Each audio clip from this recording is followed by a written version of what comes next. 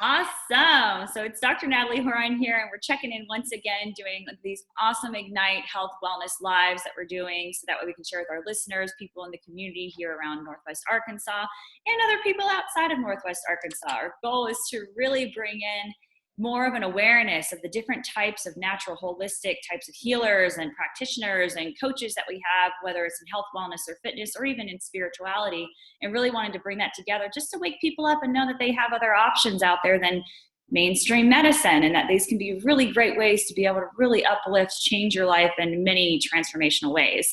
So without further ado, I have Amy Babb here with me. Yes, hello. acupuncturist, and she also does some qigong and tai chi, and we're going to go into all that stuff. But first, let me go ahead and just unpack and talk to you a little bit more about her. So she's a licensed acupuncturist and Chinese herbal medicine practitioner living in Northwest Arkansas for the past 2 years, kind of like us too. Love it. Since 2009, she traveled with the holistic tools of Oriental medicine from Texas to Nepal, Oklahoma, Colorado, and Washington, D.C., bearing witness to thousands of people experiencing full relief of their ailments or a significant reduction in symptoms.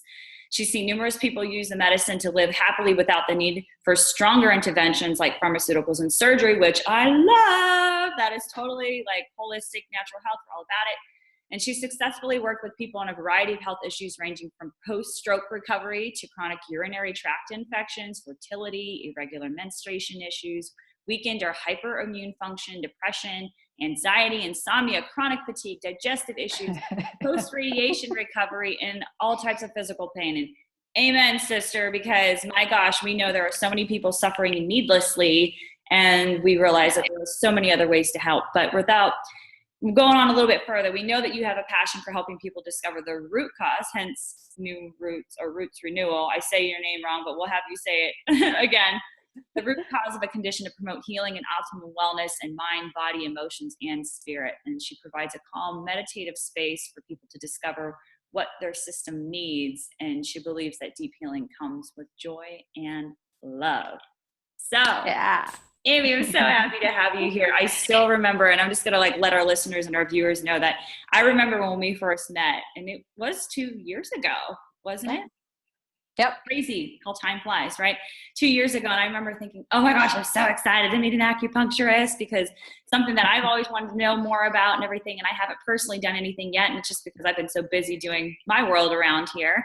So I'm so excited for you to just start to share your journey, how you found your way into acupuncture, even with qigong and tai chi. So Amy, how did it all begin? Hi, Natalie. Hi. Thanks for having me. Yes, it's been quite a journey. I always tell people, do you want the long version or the short version, or how does this story happen today? Because I feel like really there's so many different ways that our stories unfold, and at different points in our life, different highlights, different important factors. I would say just a nice overall is I came from a family, specifically my mother was very forward thinking and very open to a lot of things that people in my hometown in Texas were not looking at or thinking about. You know, she was already thinking about our food intake and, growing food, and thinking about and talking with my sister and I about alternatives to just taking medications. So that's kind of where the seeds of it started. And then also in terms of all right, medicine and what that means, and what are different ways of approaching that.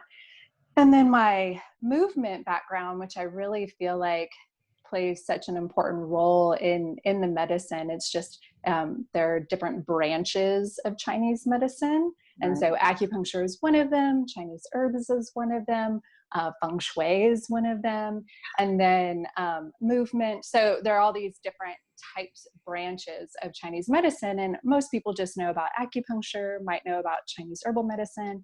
But the Tai Chi and Qigong aspect really grabbed my attention when I was coming to a place of, okay, do I want to do naturopathic medicine? Do I want to do osteopathic physician medicine? There were kind of these different sprinklings of okay, I feel like my hands are what are primarily guiding my healing journey. Like I always had really strong ability to just touch people and help them heal, give ease to symptoms. Strong Um, intuition. Yes. yeah, from intuition. And then my mom had also at one point introduced my sister and I to the Japanese healing energy technique called Reiki. So that got Mhm. introduced into my life when I was a teenager. That's Um, amazing. yeah. So, it's just all these things have kind of been shifting around me. And I thought, really the only way for me to feel comfortable continuing in this realm or going deeper into the realm of energy medicine, healing medicine that's not mainstream chemical based is to have a good foundation and a good education. And so that's why I chose Chinese medicine and doing acupuncture. I really thought once I did the school, I'd be like, cool, no more needles. Like I just wanted, I just wanted a theoretical framework to Right. work from. But the needles are helpful. So you can treat And more it's than like one different person at a needles. It's time. not for vaccination needles. This is Yeah, different. tiny little hair fine needles that are very gentle and serve a really good purpose. So yeah, so that was kind of a wandering way, but yeah, in there, one of the reasons that the school that I chose was because of the mind body movement component. It had a really strong emphasis on that. And in my mind, it didn't make sense to be doing a type of school where you're supposed to provide health and wellness to people and you become sick yourself. And Gosh. so, that program having such an emphasis on self-care, I was like, okay, yep, that's my game. So important. And where was this school at that you attended Yeah, so that first? was down in Austin, Texas. Mm. They have two different universities, and that one is AOMA, Graduate School of Integrative Medicine. Yeah. Awesome. Yes. Yeah. Well, and then you've also done like basic kind of like an internship, right? And you went to China. Is that where you went? Right? No, so I didn't go to China. There was an option to go to China when I was in my graduate program, but actually I waited until after that and ended up going to Nepal for 9 months and doing volunteer treatments over there in the village. That was a whole really amazing experience. But the further training that I ended up doing once I got back from Nepal was with a man named Master Chen in Pagosa Springs, Colorado. And so that was a year-long residency program where we got up every morning before 6 o'clock and we're at practice for 2 hours of doing training. And then again at night for 2 to 3 hours. So every day for a whole year. Even on um, Saturdays and Sundays, huh? even on Saturdays and Sundays. So we were training about 4 to 5 to 6 hours every day. Wow. Yeah, so it was a really For immersive. what? For the movement element of it or for the acupuncture part of it? So that was more it wasn't really acupuncture, but it was the foundational information that is used in acupuncture. And Yes. so they were all tied together in terms of the way that Chinese medicine looks at the body. And Yeah. so what we were training in is our own movement and deeper understanding of how the body works, meditation, nutrition, all spiritual aspects as Yes. well. So there was a lot of moving and then being quiet and meditating.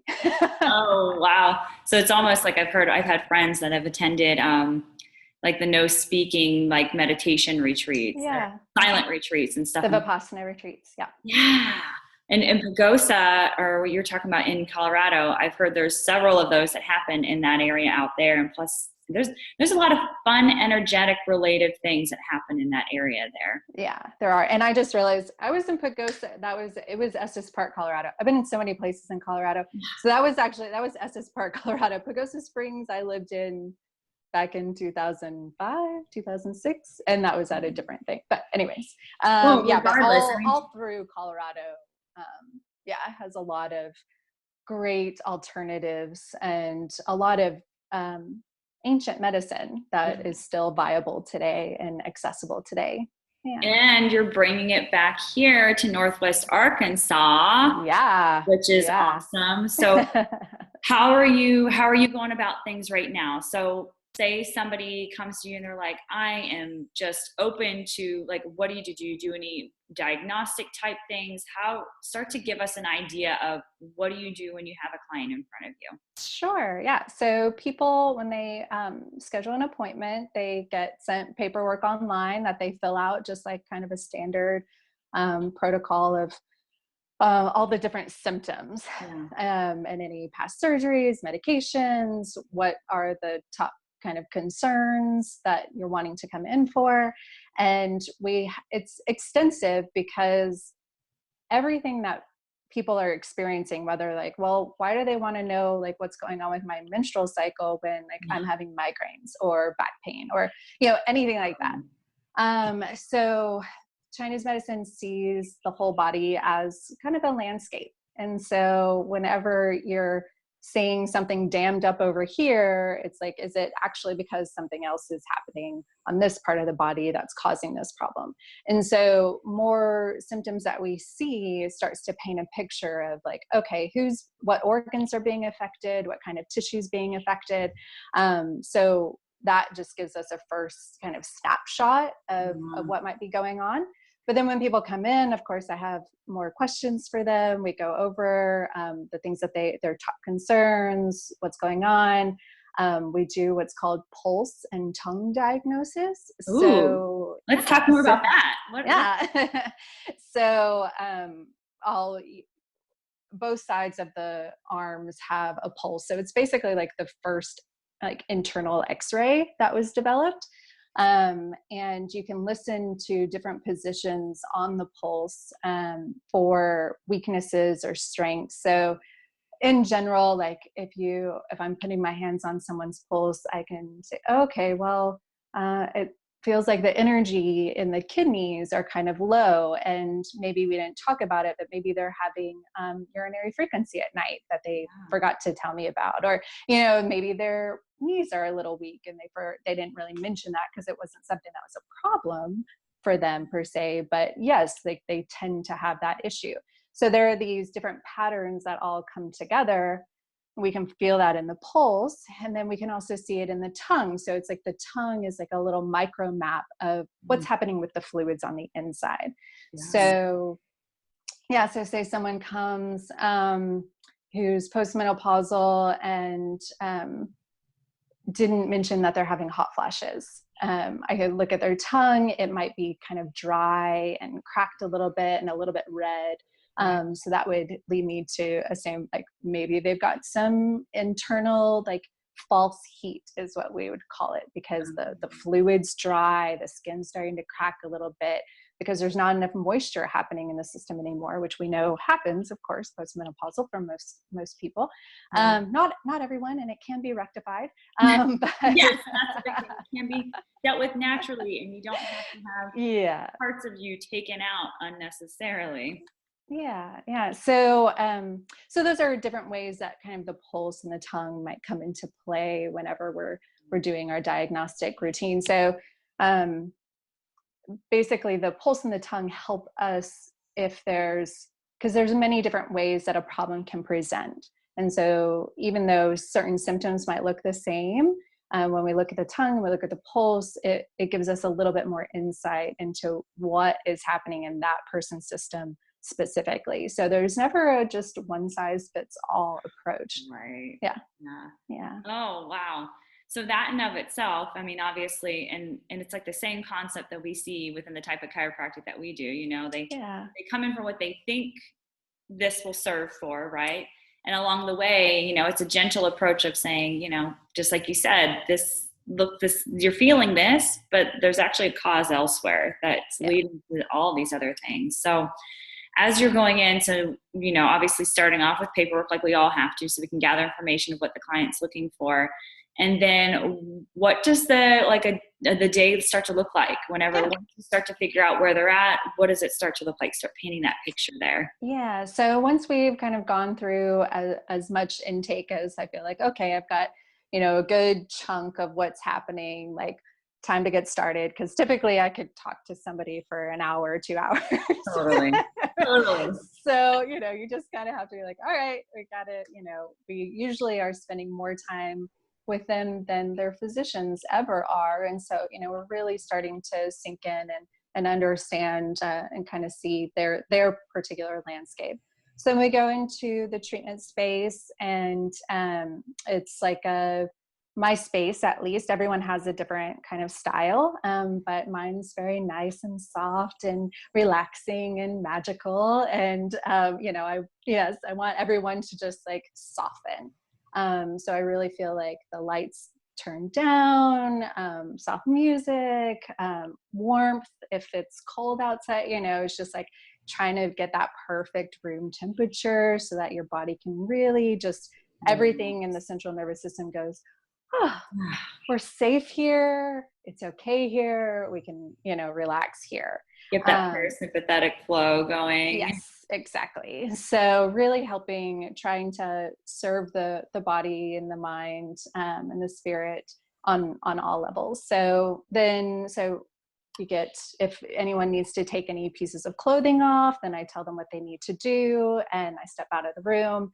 I have sheets and blankets and things. And then I'll come back in and start with the acupuncture. And so most people, when they first come in, it's, I'm just going to be doing needling and starting from head to toe. And so that could be anywhere from, 10 needles to 25, 30, just, it kind of depends on what's going on. And then there's a nice heating lamp that I have. I love that. It's like an incubator roaming the big chickens. Everyone's like, what is that magical thing? And I want to take it home. Awesome. Yeah. So we have that. And then, just some people I stay with the entire time, and I'm kind of moving around the body and adjusting things, or doing some acupressure, doing some more energy work with them. And then other people, I'm just putting in the needles and letting them rest on their own.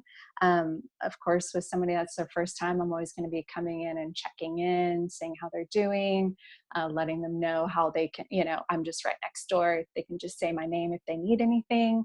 And then some people I'm going to be doing needling on both sides of the body. So we might switch in the middle.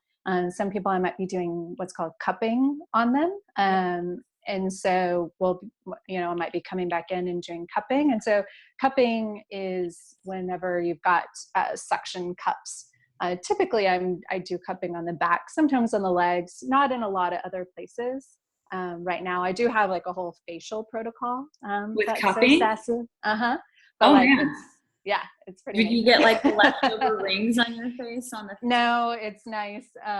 It's much more gentle. The suction is not as tight, and you're kind of sweeping and moving it, and so yeah. Anyway, so then it's good for the listeners and stuff to know, because like, for instance, like I used to get microdermabrasions and stuff like that, which there's a suction with the blasting of sand essentially that's going at it. So I imagine it's probably suction like that, probably. Yeah, a lot lighter, like a lot softer, and it's just like, just enough. I mean, all it's supposed to be doing is helping pull that moisture back up to the surface, help with any kind of lack of mobility of the lymph function, and getting blood flow to the area again to help resurface and make things kind of flush again. So it sounds much gentler than microdermabrasion, because I know and this is great, just because like, even for me, I've heard of people like having like burst capillaries, because everybody's, nervous system and vessels and everything are different based on their lifestyle. But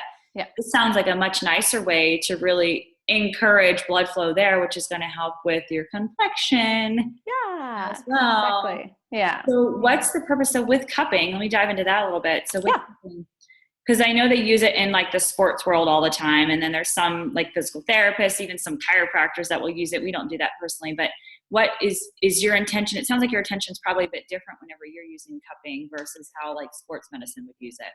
No, I mean, sports medicine gets it from Chinese medicine. I mean, like anyone that's doing cupping, like got cupping from Chinese medicine. And so there are different ways to use cupping. primarily you'll see it with muscle pain, muscle tension. So any kind of, like if somebody comes in and they're just like, shoulders are in their ears. Sometimes in order to help through that process, we need to actually get in there and help those layers of compacted fascia reopen and rehydrate. So instead of like with a massage where you're kind of going in and pressing in and going down, this is creating a negative pressure. So it's pulling up and away. It's giving opportunity for the blood flow to come back through, and start cleaning up all the damaged tissue that's now been stuck there for who knows how long, just compounding and compounding and compounding. So that's a main way that right now most of my patients I'll use cupping for. I actually do cupping a lot on children because for boosting their immune system, which you can do with adults as well. But it's I don't know, for some reason it works really well with the kids. Probably because most of them don't want to do needles, but yeah. But hey, it's just that it's the effect and what it's doing for the body. Yeah. So so with in terms of supporting the immune system, it's helping, basically what we say is bring things to the surface and help flush things. So a lot of times whenever someone's starting to get a cold, they might get heaviness in the back of the head and the top of the shoulders. And it's like that first part of the body's mechanism to be shutting down, to not let things move so that, it doesn't spread to the rest of the body. But we want it to move with some level of support. And so we want to open it back up and get that to flush out, to get the whole system be like, oh, let me send my immune function up here. So the cupping, it is breaking up the tissue underneath, which then activates the immune system to go to that area in particular. So it's getting things to open, but with an intention of bringing the immune system more strongly online to that area. Interesting. Yeah. So now I'm wondering and I'm assuming like even with acupuncture, it works on meridians of the body, right? Mm-hmm. And it's not exactly is the cupping more of a sclerotogenous kind of connection, or can be meridian as well, especially? Yeah, both. It really just depends on what our focus is. Like we would, we might just put cups on certain acupuncture points on the meridians, right, versus like doing a full let's just cover the whole upper back. Like we would just go to specific points. So yeah. Ooh, okay. So I mentioned a word that a lot of people probably don't understand when we talk about meridians there. So let's go into that in relation to the microneedling and within acupuncture and everything. And then kind of given that awareness of people that are like, oh my gosh, needles, and you're like, it's really not that scary. They're not really going in that far. So let's start talking about that and what guides you to place them in what areas, as briefly as you can. Sure. With the purpose. So what's the purpose of utilizing the needles? Let's talk about that. Yeah. So the needles are hair fine. They're little baby things. And acupuncture really started with acupressure, right? Like they weren't actually piercing the skin. They found tools where it's like, obviously they've got a point to them. They're exciting the area, and then eventually it led to actual needle place insertion. Yeah. So these points can all be accessed without actually putting anything in the body. But like I said, the needles are very helpful in terms of you can put several in and then walk away. You don't have to stand there at each point, putting, holding the pressure until it's stimulated. Once you pop in the needle, it naturally starts to have its effects. So if you think about it again in terms of like, all right, the immune system is not paying attention to or is overexcited in inflammation in the wrist. And so we want to put potentially, sometimes we'll put needles in the wrist itself, depending on what's going on. But we might choose a different part of the body that is kind of a mirror image of the wrist. So I might actually go to the opposite ankle and put needles in over there. And the body is amazing and is Yes. all connected. Yes. And so it will get the energy channels moving, and that will then come and affect the wrist. Or we could put things in the elbow. Maybe the wrist pain is actually coming from tension in the elbow or up in the neck, or, so there are different, obviously we do different assessments to figure out like, okay, is the actual problem at the wrist or is it coming from somewhere else?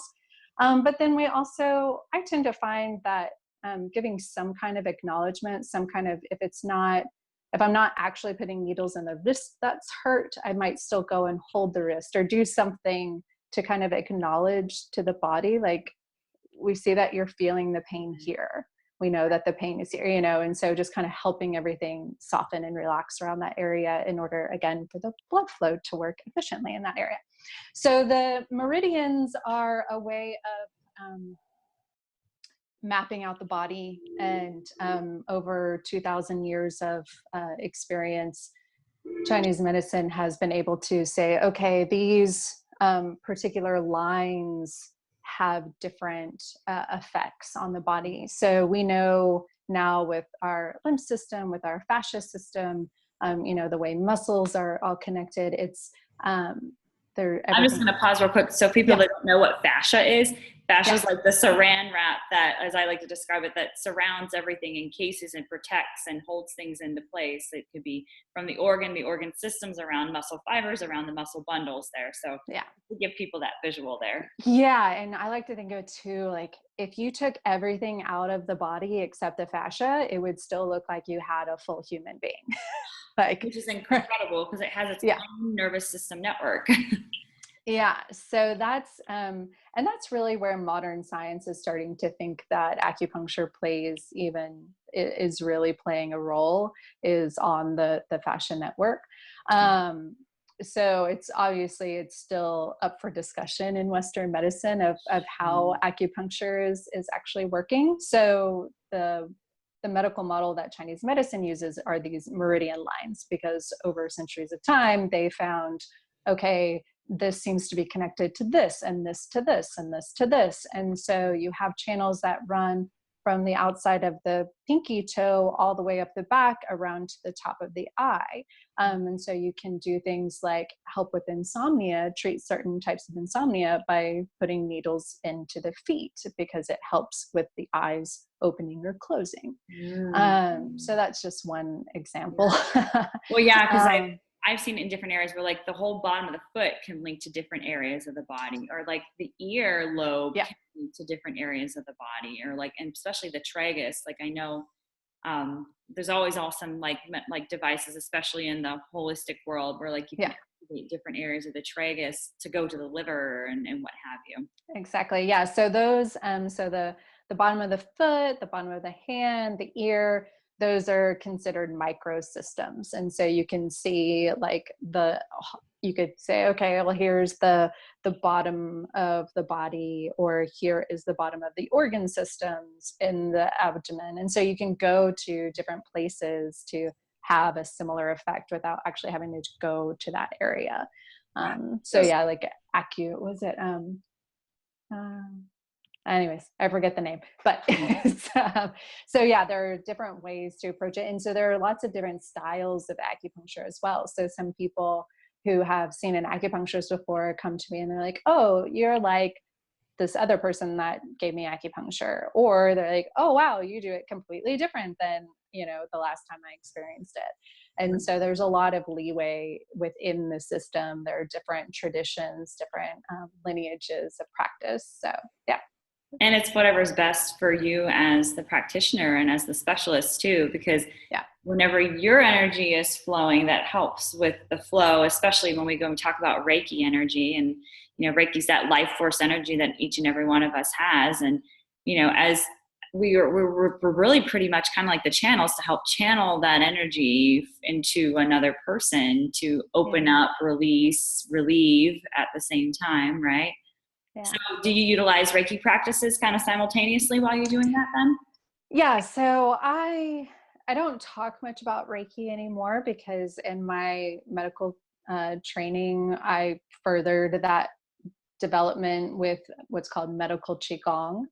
And so it's just, it takes the basis of, I mean, it's the same thing as Reiki, but you're doing a lot of personal practice to help cultivate that. You can prescribe different types of movements specifically for people to be doing. So that's something that I'll do as well, is give people homework to do. Yeah. Well, yeah, they got to take Yeah. their health in their own hands, right? Yeah. So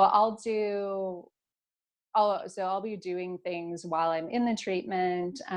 But sometimes it really depends on the person. Like some people come in and it's like, you know what, my back hurts, and we do a thing and their back is better. And like, there's no sense of kind of them needing me in the room.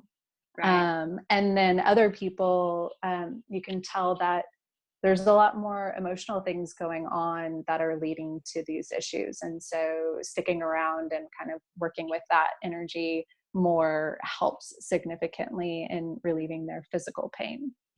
So let's kind of unpack that. So you do acknowledge, like, because we know, like, as we talk about in chiropractic, is chemical, physical, and emotional traumas, right? The different types of stressors, right? And we're all very aware of that. So you will address those emotional triggers as well, because I'd imagine that people might have probably have emotional releases whenever they're going through. They're coming in for a physical ailment, right? Yep.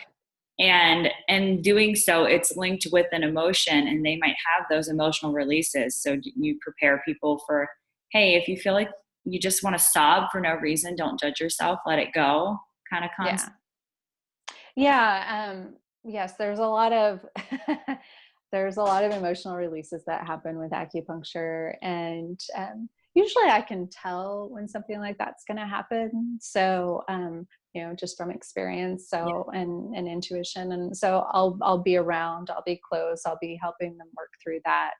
And then some people are just, the way that their emotional response works is, good night, I'm asleep. They just, I say, it's, my job is wonderful because a lot of times I'll walk in on people sleeping like a 5-year-old at nap time.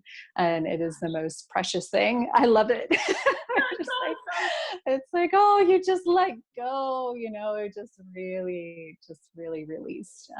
And so that too, that's a lot of ways people have to just like, you know what, I'm going to let this go, but I'm not going to necessarily be here for it. Right. And then also people experience a kind of waking dream state a lot with acupuncture. They're like, I wasn't really asleep, but I wasn't awake. And I was kind of in this kind of weird middle zone. And a lot of times when people come out, they've got this like just kind of glossy smile on. They're like, Emma, they're like, this is so great. What's going on? I call that like the head high that they get after. Oh, yeah. Yeah. So, I try to tell everyone everything I need them to know before the treatment, because I'm not sure that they remember anything after the treatment that I might say to them. Totally. Totally. Yeah. Oh, I love it. That's beautiful. Yeah. So obviously people can be laying down while this is happening. Are they always laying down, sitting up, or? The only time people are ever sitting up is if for some reason they can't lay down. Okay. So if there's a particular issue, that them getting into that position is actually more painful. So I'm always trying to do and create a scenario where they are comfortable and in the least amount of pain. Yeah. Love it. So you talked about so how do you go into the movement element of it there? We'll briefly kind of talk about that. Yeah. Because obviously we know that people, like, they have homework with some of these with Qigong movement exercises. So where are you including that? Do you teach Qigong or teach Tai Chi, or do you have classes where people can participate in, aside from just prescribing people, options to do it at home? Yeah, so I have taught quite a bit. Right now, I don't currently have a class going, but that's because I just moved my house. And so it's a process. I'm going to wait a minute. So I do plan during our isolation time here to do something online that people can find through my Facebook. And so that's where I'll probably just do Facebook Live sessions with people. So, and then, but otherwise, like I will occasionally have workshops and be teaching classes. I always want to teach more classes. It's just a matter of time. And so, I'm also using this time away from so much work as to like, okay, how can we really envision and get that going again? Because it brings me so much joy. And every time I teach, so many people just love it. And I think it's a great service to the community. So I want to be able to provide that. So Qigong is typically what I'll teach. Tai Chi, I can teach, have taught, but Qigong I find much easier to teach for all levels of abilities. And it's easier to do, because with Tai Chi, you're going from one movement to the next movement to the next movement to the next movement. And so there's a lot of turning and shifting and turning around. And so when you're by yourself teaching a Tai Chi class, there's a lot of like, hold on, and like run over to the other corner. And Yes. Okay. That okay, makes sense. hold on. Let me run over here real quick. So if anyone's ever tried to learn Tai Chi from a video, it's probably been pretty hard, because they're like, turn around. You're like, okay, wait, now I can't see the video. Unless you have like multiple people producing it to show the backside. Yep. Yeah. So whenever I've taught with other people who know the practice, it's a lot easier. It's like, okay, pay attention to, Ian in that corner, so it's a lot easier. But with Qigong can be meditation, it can be laying down, it can be just breath work and visualizations, it can be movements that you do in a series, or a movement that you do just on its own. And so you do the same movement over and over again. I mean, once you learn it, you might only do it 3 to 6 times through a whole transitionary like practice. But whenever you're learning it, it's just like, okay, do it again. And there are many different levels to it. And so the different pieces that you're going to pay attention to make it juicier, make it, feel more flowing. It can deepen and deepen and deepen every time you do it. So there's some people who will do just like one Qigong movement like their whole life. And like, that's a beautiful, powerful, healing practice. So that's why it's like it can be done by anyone that can hear and interpret instruction. Which makes the beauty, the accessibility. It's right there. And then once you learn it, then you can go as deep or as, quote, superficial as you want with it, but it's still your practice. It becomes their practice with it. Yeah. Yeah, it's a lot of really great ownership and feeling full and feeling open and feeling connected. Oh, I love it. Oh, I'm just like, okay, so when are you going to start doing that? Because I want to do that. I want to be led through it, because I mean, myself and Dr. Lee, we practice meditations every morning, and, we're always wanting to mold and take it to a different level, or, start asking different questions or setting intentions in a different way. And so I'm always enthralled about new ways of meditation, or just tuning into your own bodily frequency and resetting it or elevating it. Cause I'm sure it's all about frequency, right? Yeah. Oh, yeah. I love it. Yeah. Well, you are most welcome to join us whenever I get to it. So how can people find you? Yeah, so they can find me on Facebook under Roots of Renewal Acupuncture. You can find me online at rootsofrenewalacupuncture.com.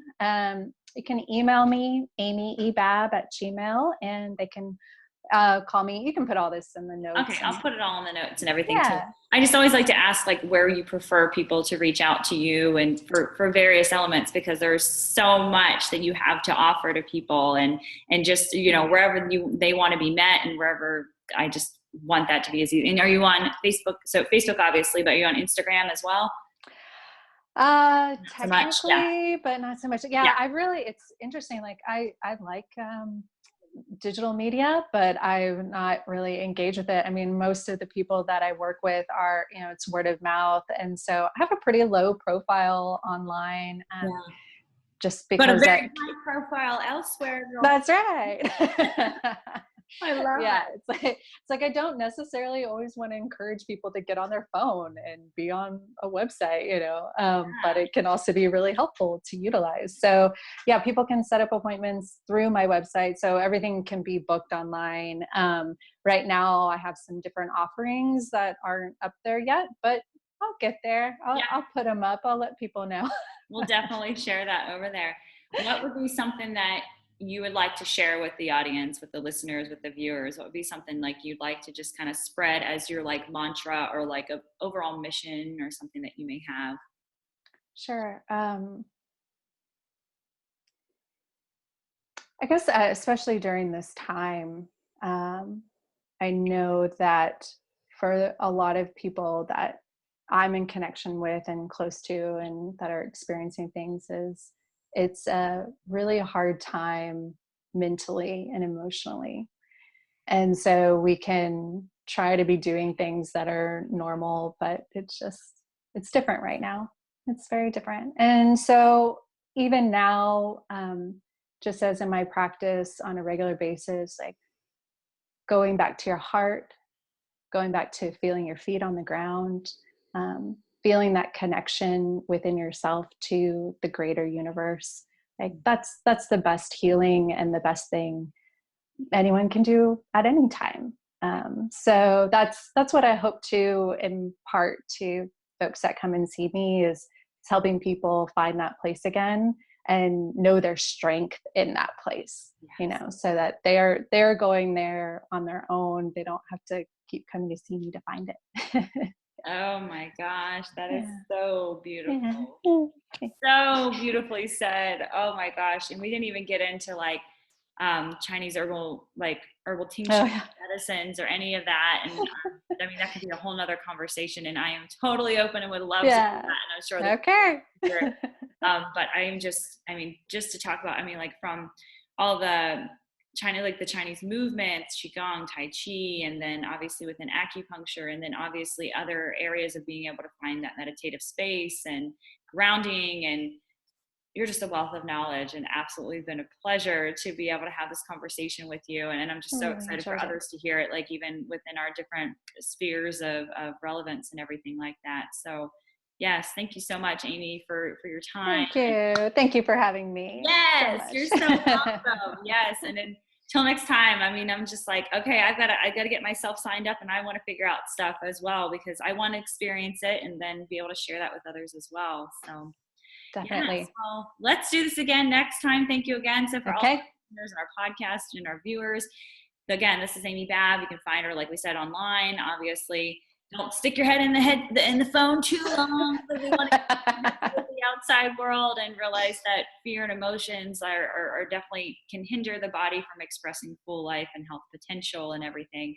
So again, you know how to reach out to her. We'll leave that in the notes, and we'll look forward to having you all tune in and know that we're here in Northwest Arkansas, loving on our community and spreading the love and health and vitality, right? Yes. All Absolutely. right. Thanks again, Amy. All right. Much love. Bye. Bye.